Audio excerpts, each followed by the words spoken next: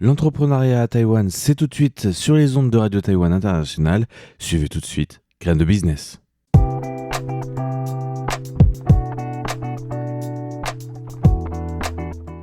Le magazine des jeunes entreprises à Taïwan, Graines de Business.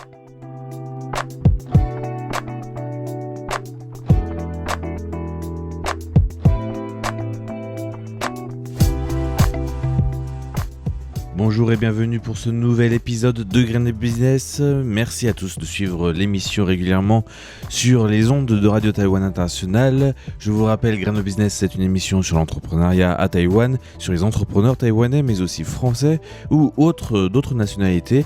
Nous avons fait beaucoup de contenu concernant les difficultés de l'entrepreneuriat par rapport aux différentes tâches administratives, accueilli des accélérateurs, des personnes dans le monde de l'entrepreneuriat avec des personnes du gouvernement, des personnes des localités, mais aussi beaucoup d'entrepreneurs depuis le début de l'émission.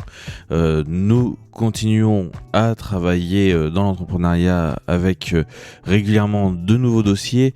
Cette semaine, nous allons parler de la société ITTech, YITI Tech, qui a lancé un système de RP Cut-Easy sous une plateforme en SaaS, c'est-à-dire en logiciel dématérialisé, c'est-à-dire que vous n'avez plus besoin de télécharger le logiciel pour pouvoir l'utiliser.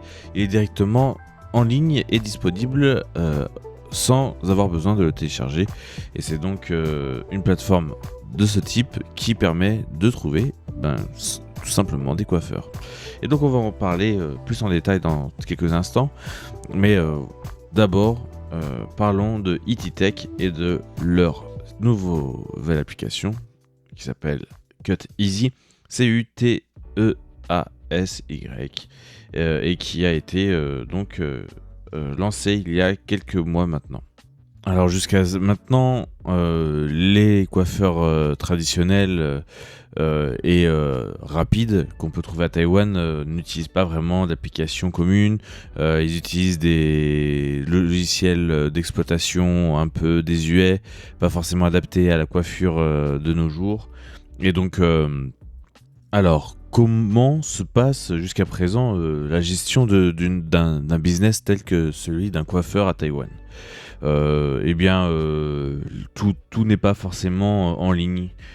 Beaucoup de gens utilisent encore beaucoup de données papier, des dossiers et des enregistrements papier. Et pour tout ce qui est comptabilité, la gestion des employés ont également besoin de différents logiciels pour le faire. Les données de gestion des magasins sont dispersées partout et manquent d'intégration en général. Cela entraîne une mauvaise communication entre les différents rôles de l'industrie du cheveu, les propriétaires des magasins, les designers et les assistants de conception. Il n'y a pas non plus de plateforme qui réunit donc tous les acteurs de la filière et du business. Et donc, comme d'habitude, il manque d'un outil type Uber ou autre plateforme similaire qui permet de généraliser ce service et de le centraliser avec une seule application. Et donc c'est à partir de ce moment-là qu'intervient ITTech, une société, une start-up fondée en 2020 qui lance un système de gestion et de plateforme qui s'appelle Cut-Easy, Cuteasy, sous SaaS, c'est-à-dire disponible directement dans le cloud, pas besoin de téléchargement d'un logiciel spécifique ou d'adaptation. Le but est d'avoir un outil facile et commun à toutes les pratiques de la coiffure traditionnelle, on va dire, à Taïwan, et qui gère notamment les bonus, les bénéfices, les séances et les réservations des employés, mais aussi donc voilà, on va de la réservation de l'employé, les notations des boutiques, les tarifs, tout est centralisé donc sur un même système de gestion, avec une partie commerçant qui permet de gérer sa propre entreprise, et de l'autre côté la partie utilisateur qui permet de chercher plus d'informations sur les les offres proposées par les différents professionnels. Il existe déjà des systèmes, des plateformes de gestion destinées à l'industrie du cheveu, mais la plupart sont des plateformes américaines, pas adaptées au marché taïwanais, qui demandent souvent d'avoir au moins une interface en mandarin. Et donc la technologie a étendu l'efficacité de la gestion des commandes aux mécanismes d'austérité des employés. Il y a aussi donc certains modèles qui ne sont pas vraiment adaptés à la demande des Taïwanais en fonction de leur utilisation en tant qu'entrepreneur, mais aussi de l'utilisation des utilisateurs pour faire leurs commandes ou demander leur coiffeur, surtout qu'à Taïwan, on le sait beaucoup, hein, les coiffeurs ont principalement cette offre disponible des coiffeurs à moins de 100$ taïwanais, ou à 100$ taïwanais pile. 100$ taïwanais, je vous rappelle, c'est 2,50€ la coupe, donc vaut mieux être efficace et avoir un logiciel efficace joue beaucoup dans la gestion des commerces.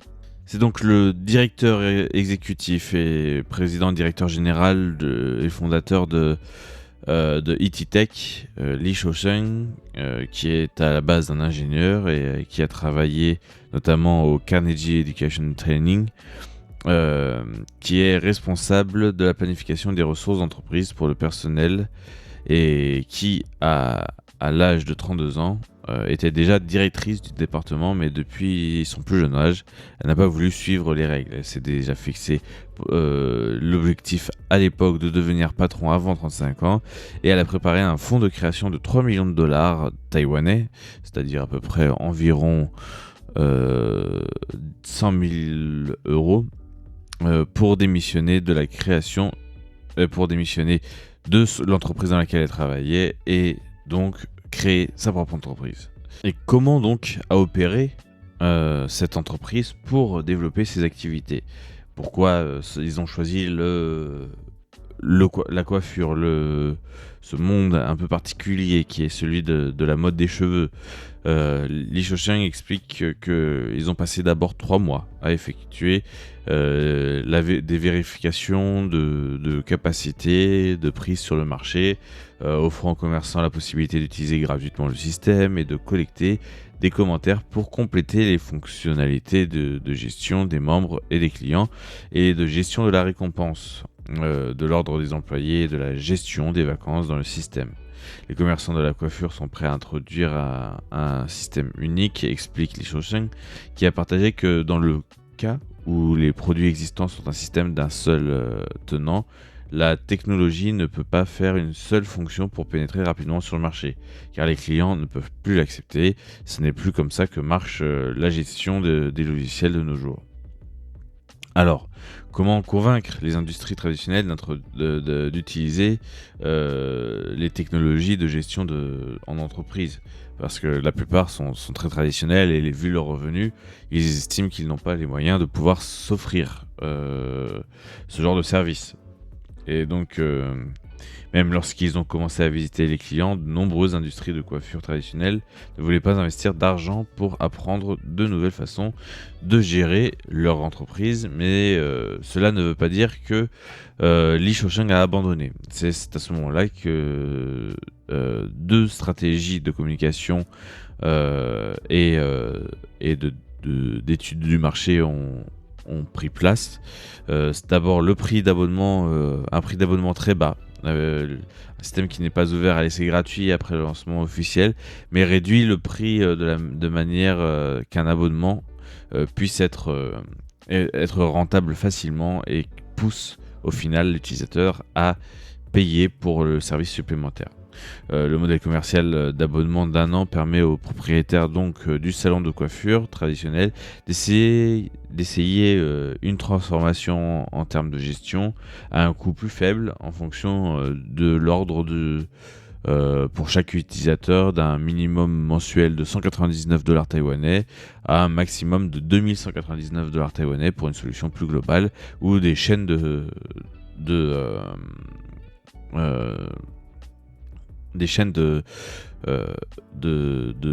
coiffure. La gestion des ressources de l'entreprise est basée sur le service web et sur un logiciel pur. Tant que le compte enregistré peut être utilisé, les gens peuvent toujours avoir accès à leurs données en ligne.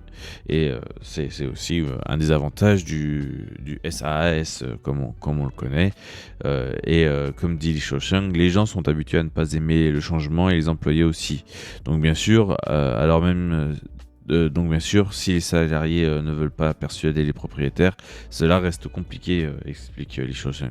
Un coup de pied sur les produits de la technologie coupe dans la coupe avec la gestion des ressources des magasins et la gestion de la clientèle. Sur le plan opérationnel, les consommateurs peuvent entrer eux-mêmes leurs données d'adhésion et choisir de laisser les designers faire un choix dans leur design et entrer autrement les informations personnelles qu'ils préfèrent pour leur coupe de cheveux.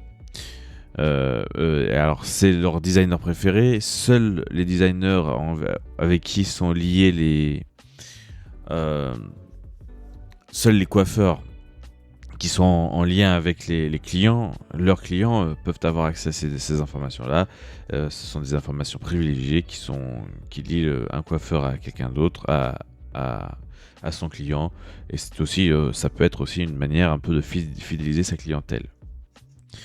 Et donc, où on en est maintenant, depuis le lancement en 2023, 40 magasins sont déjà devenus des clients de la coupe ou de Kyoto Easy et concentrés principalement dans le nord de Taïwan où est le siège de la startup. Et la transparence des intérêts entre les rôles des coiffeurs, l'amélioration efficace de la gestion, le retour des clients qu'ils reçoivent, tout semble orienté vers une startup qui peut grossir vraiment.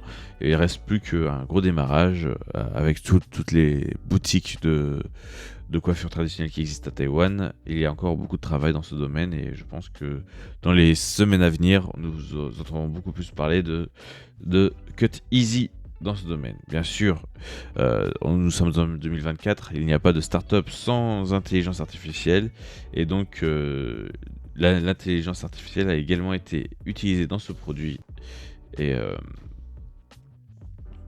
donc l'objectif désormais c'est d'atteindre les 100 000 téléchargements ou inscriptions à l'application pour Cut Easy et voir où va mener tout ce projet.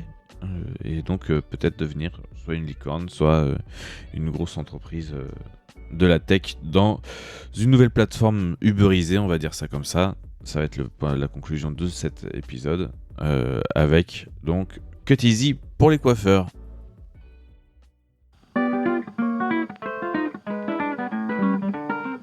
Nous arrivons déjà à la fin de cet épisode de Graines de Business. Voici donc Cut Easy, un nouveau partenaire que vous pourrez peut-être utiliser à l'avenir. Je vous invite à télécharger l'application ou à l'utiliser et à trifouiller avec si vous voulez. Et nous on se dit à l'année prochaine et la semaine prochaine, l'année du dragon. Et je vous souhaite une excellente année du dragon. Bonne fête à ceux qui célèbrent le nouvel an lunaire et donc, à la semaine prochaine. C'était Valentin Floquet pour Radio Taïwan International dans l'émission Graines de Business. Excellente journée à tous.